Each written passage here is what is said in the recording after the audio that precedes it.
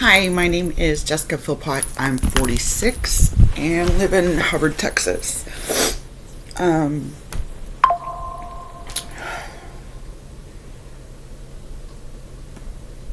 it's been a very rough couple of days. I don't even know what to talk about, but I do. Um,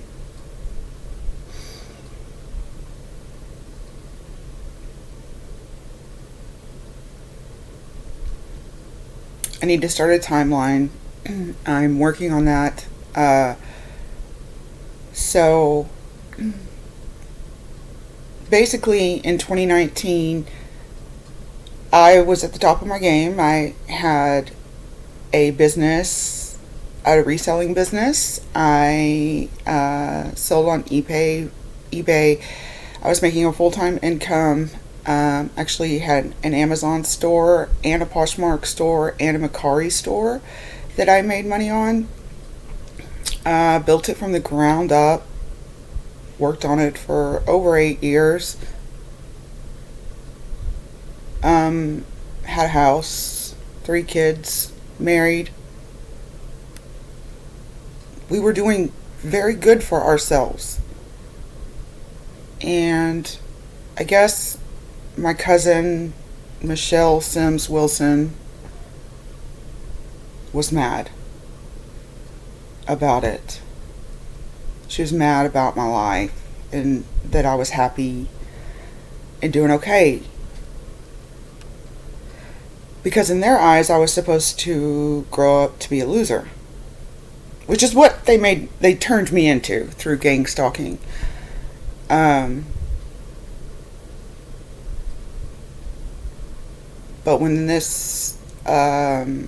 when the gangstalking started, it's become so unbearable that, every day I have to convince myself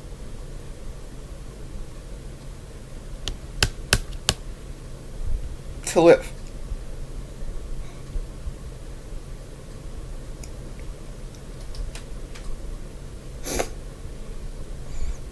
Um, Growing up, Michelle's father had, my uncle, Daryl, had a gas station, and I worked there, and I stole money from it. Uh,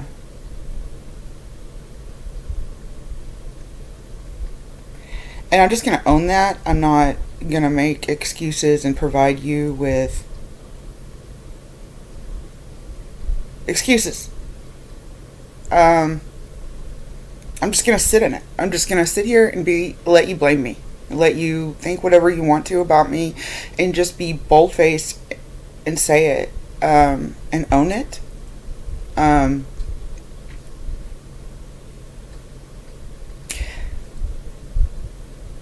yes, I did go on with life like it never happened. Um,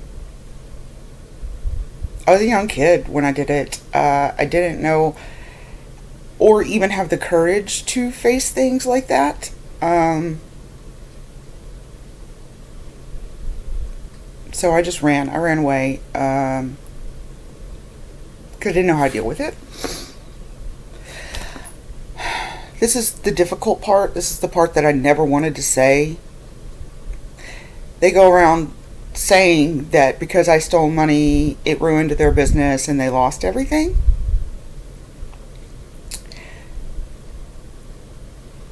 But it's not the truth.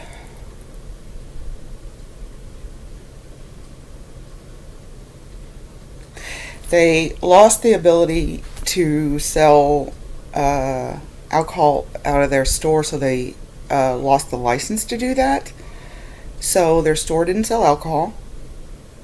Then they decided they didn't want to sell cigarettes anymore. Like, keep in mind, this is the late 90s, early 2000s. Vapes aren't introduced.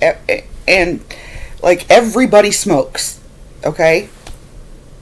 So you go to a gas station, you can't buy beer or cigarettes there.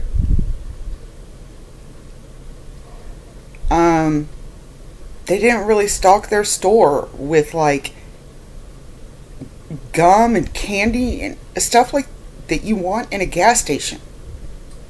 You would go in and they would have 6 coolers, but one of them would be full of everything basic, like maybe Cokes and Dr. Pepper, but that was it.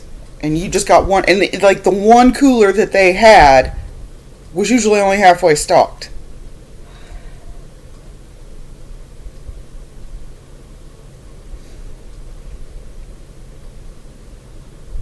No, I don't want to say things like this. No, I don't want to hurt people, but like, when do I get to say the truth?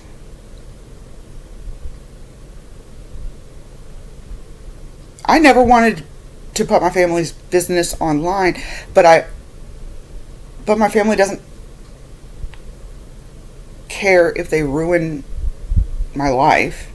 And then, like, they just keep lying to my husband and telling my husband that I'm crazy and none of it's happening.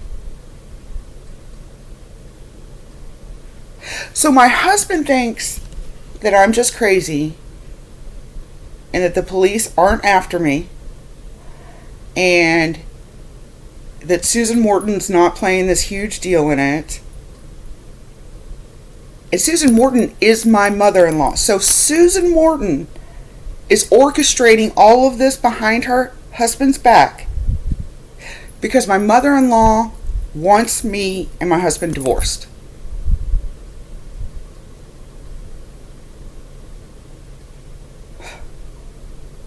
Because she wants to ruin my life.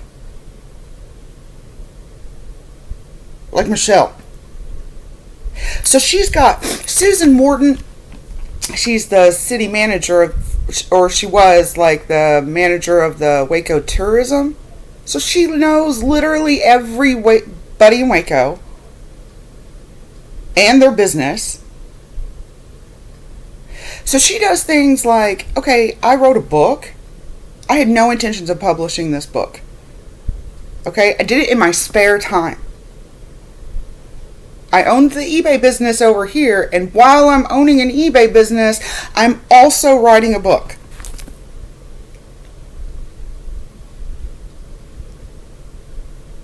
So Susan Morton goes to, having never read my book at all.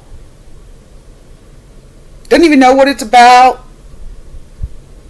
Wasn't even around in the time where I was writing it. She goes to Baylor Seminary and tells the seminary there, this girl's written a book and it goes against all Christian theology and she doesn't know what she's talking about, and her theology isn't right, and she's going to publish this book, and what if she misleads people?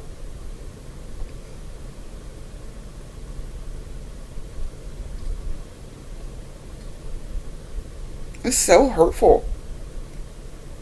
It's so hurtful. Like, that's what you think of me. That's what you think I would do.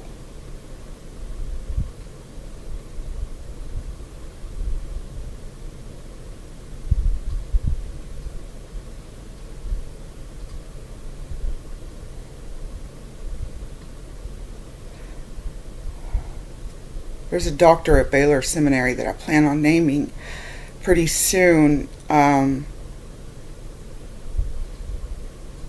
you know what you did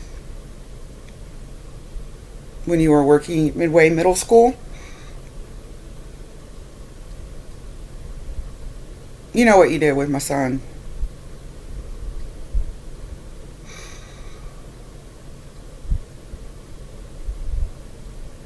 I know what you did.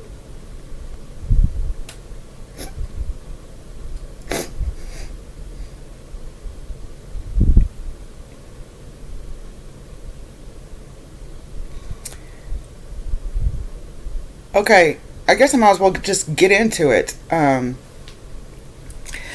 So basically, I announced at like Thanksgiving one year at with our family. My mom's there, Susan Wharton's there, Debbie Philpott, Wendy Philpott, Brandon Philpott, Stuart Philpott, Carol Philpott.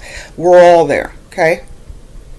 And I get an email, and my book has finished being edited.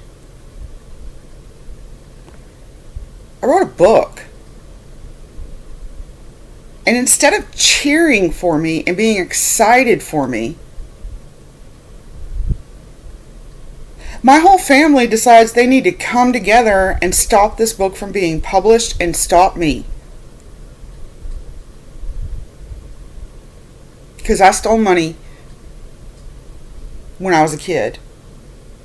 And here it is. Like I was 18 or 19. I'm 42.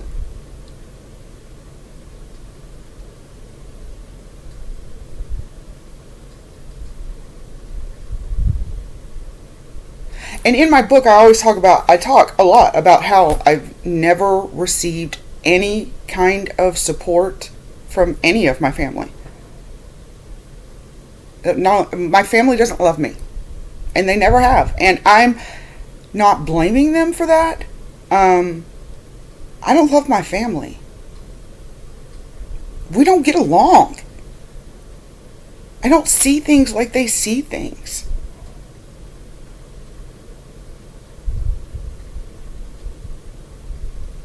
My family thinks I'm a loser. My family thinks me and my sister were both losers.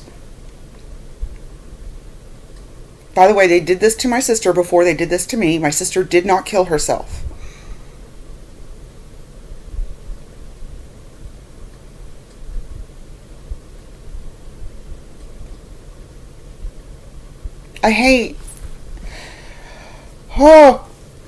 I have to get more organized in order to do this, but I dread doing it so much that it's difficult. So I have to learn how to do this badly so I can get better at it. So while this seems like a scattered-brained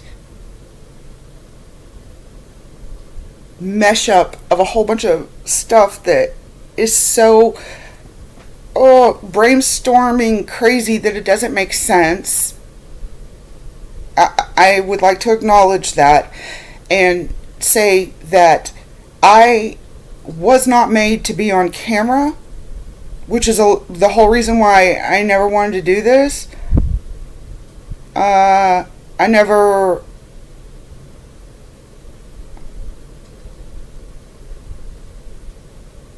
wanted to do this. I am forced to do this. I am so in the corner. I do not have a choice but to come out and start naming names and talking about this. I have come to terms that no one is going to help me. That no one cares that Michelle ruined my life, and no one cares that my husband has no idea that his mother is behind all of this, and the whole reason why we're getting divorced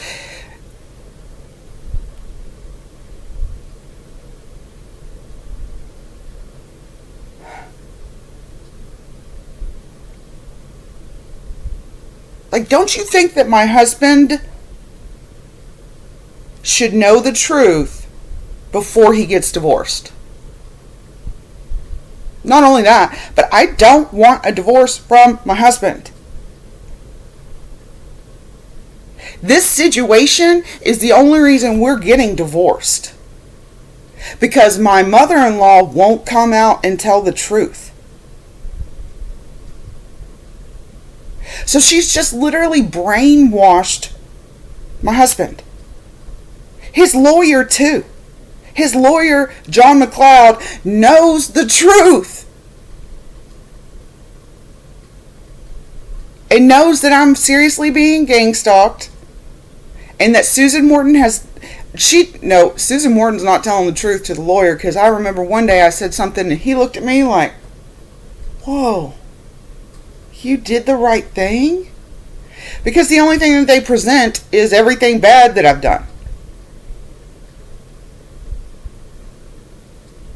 They're like, she just ran away to Arlington and abandoned her children and wouldn't come back.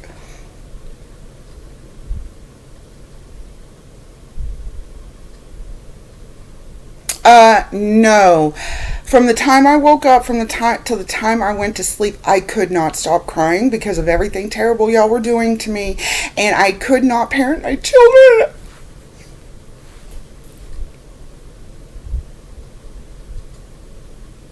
It was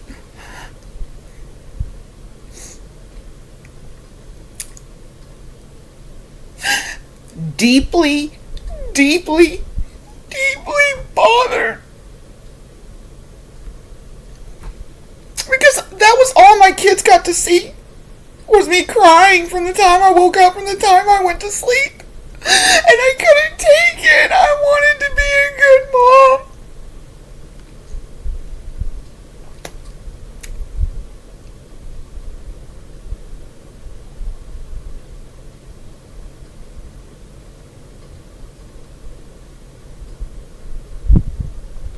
My whole family says, well, I mean, by my whole family, I mean my husband and 3 kids. They always tell me, it hurts so much. Oh my God. This hurts so much to say. They always say to me, I wish our lives were like during the time where Elijah was born, my youngest son.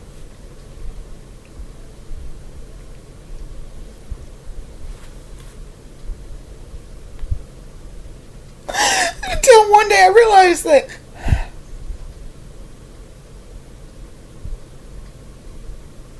that was the time that Susan Morton came into our lives. That was the switch.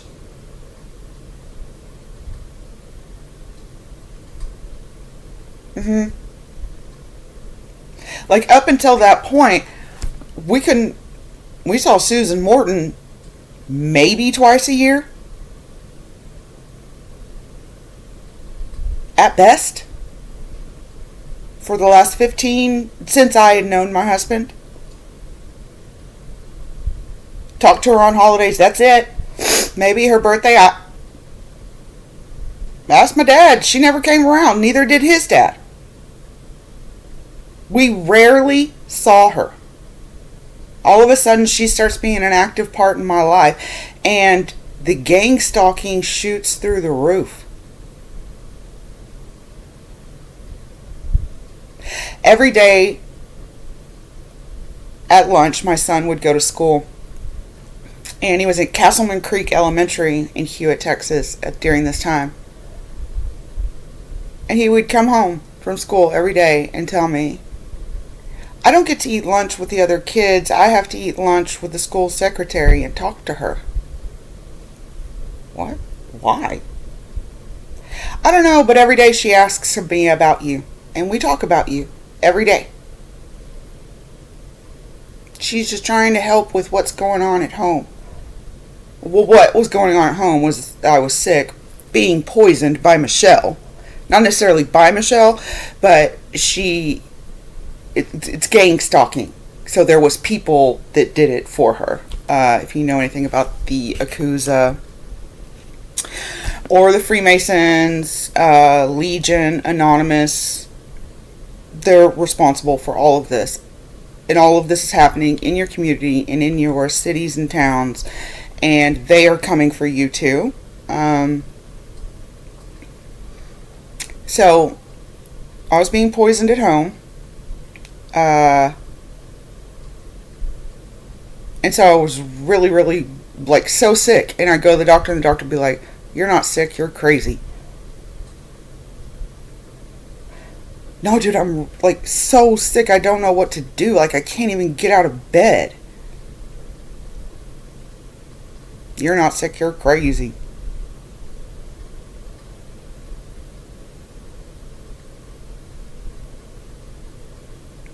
So Darla Cross at Castleman Creek Elementary pulls my son aside and talks to him every day about his mother. And that happens for the rest of the year. For months. I'm not talking about she did this a couple of times a week for a month. I'm talking about she did this every day for at least 6 months.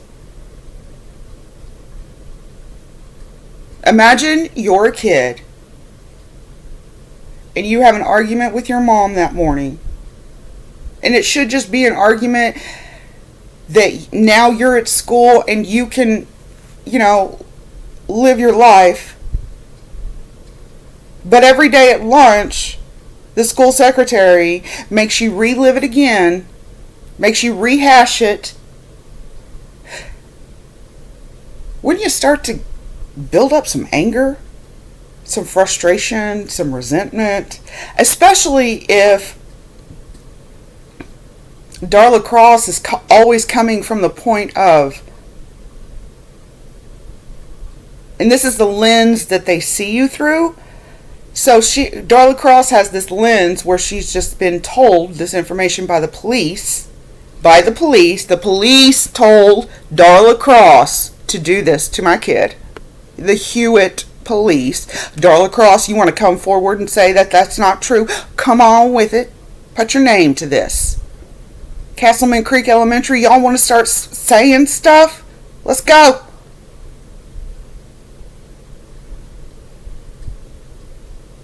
Talking to you. Anyway, so the police go to her, and the reason why gang stalking is allowed by the police, in case you don't know, they exploit this act in the Patriot Act that says you are allowed to do warrantless surveillance on someone if you consider them to be a dangerous person. So they go to Darla Cross and they tell Darla Cross, Jeremiah's mom is a dangerous person. You've got to talk to her. Talk to her son. Make sure he's okay. But really, what Darla Cross is not told is that I'm not a dangerous person and that I would never do anything to hurt my children and that I love my family so much. It's killing me to watch them be ripped apart. And believe it or not, I'm not the 19-year-old dumbass who stole money from her uncle's gas station.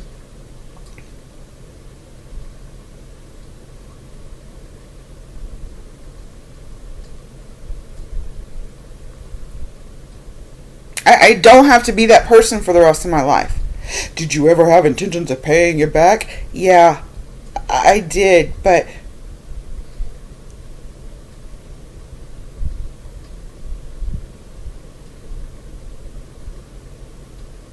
just as difficult as it is for me to go and bring it up and say something to you about it, it was just as difficult for you to do that to me. So instead of you coming to me and talking to me about it, you hired the Yakuza to start poisoning me, and you were trying to kill me.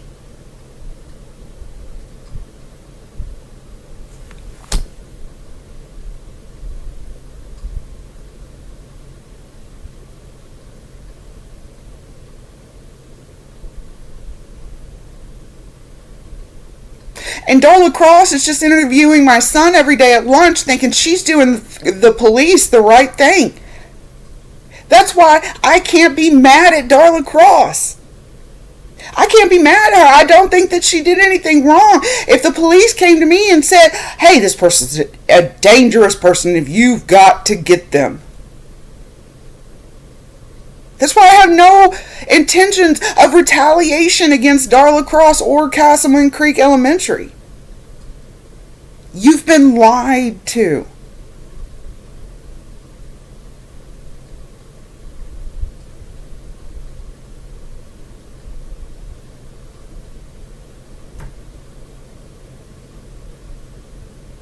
And it's so difficult because, the police in Hewitt don't know the full truth. They just know what they're told. They are told just enough to be manipulated. into hating me and thinking, oh, we got to get this girl. She deserves it. She's a dangerous person. She hasn't had a job.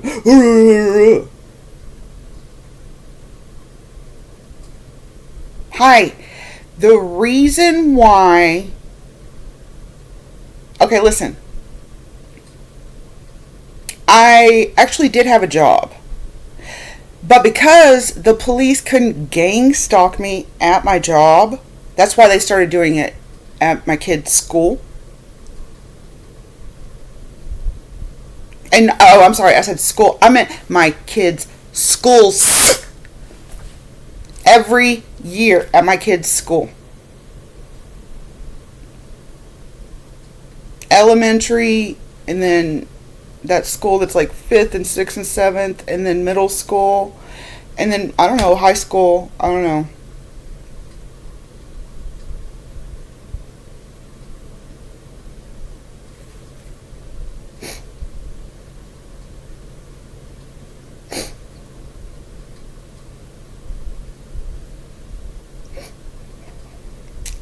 So since my kid was in elementary school, like the secretary of the school has pretty much just like, or certain teachers, like Miss Christensen was the one in middle school. The other one was the Baylor doctor seminary doctor that teaches there. He's a big head honcho. I'll have to look up his name. But he did the same thing that Darla Cross did. Just go to Jeremiah every day and be like, ask about me. And try to get information from Jeremiah about me. And tell Jeremiah, well, did your mom do this? Or did your mom... And, like...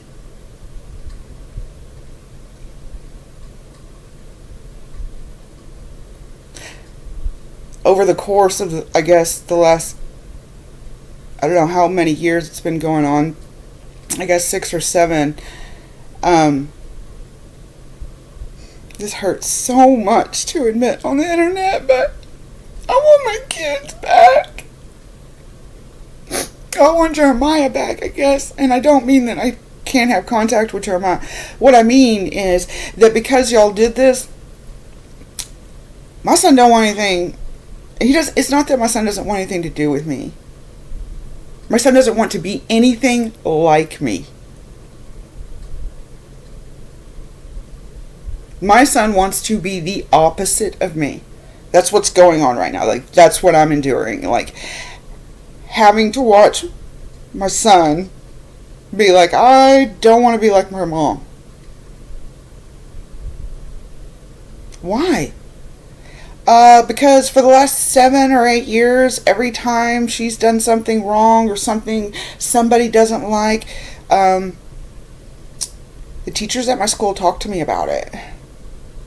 And it's embarrassing.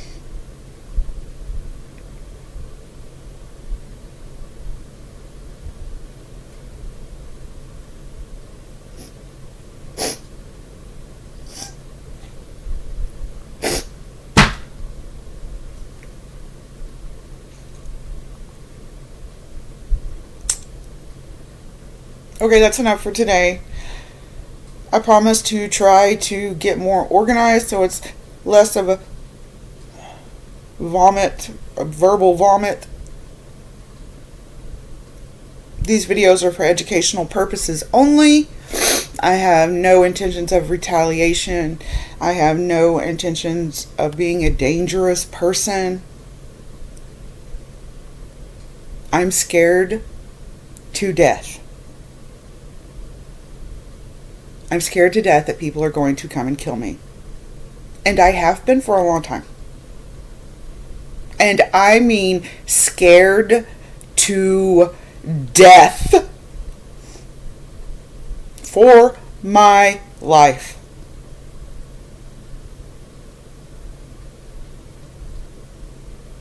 And I'm not crazy.